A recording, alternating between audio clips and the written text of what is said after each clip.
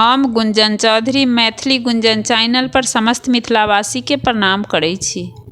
आइ हम एकटा सुठौरा गीत लऽ कऽ उपस्थित छी। आशा करै छी जे ई गीत अहाँ सबके जरूर पसंद आयत।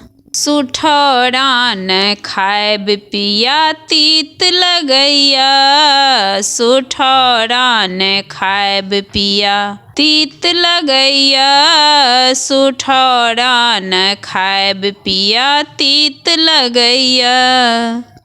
सासु जे बजती तऽ बाजी कऽ की करती, सासु जे बजती तऽ बाजी कऽ की करती।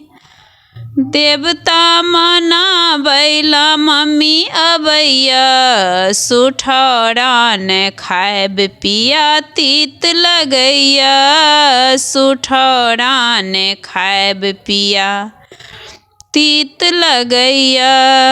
गोतनी जे बजती तऽ बाजी कऽ की करती, गोतनी जे बजती तऽ बाजी कऽ की करती।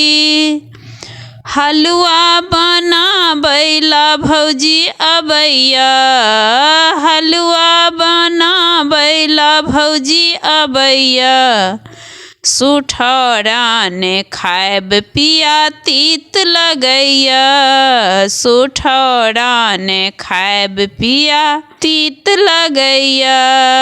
ननदी जे बजती तऽ बाजी कऽ की करती, ननदी जे बजती तऽ बाजी कऽ की करती।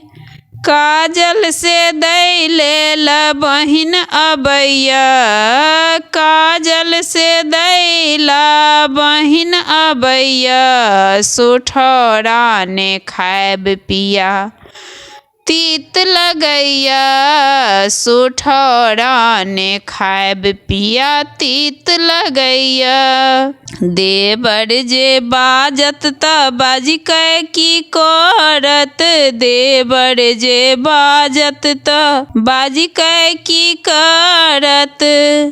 डगरिन नचाबैला भाई अबैया, डगरिन नचाबैला भाई अबैया, सुठौरा न खायब पिया तीत लगैया, सुठौरा न खायब पिया तीत लगैया, सुठौरा न खायब पिया तीत लगैया।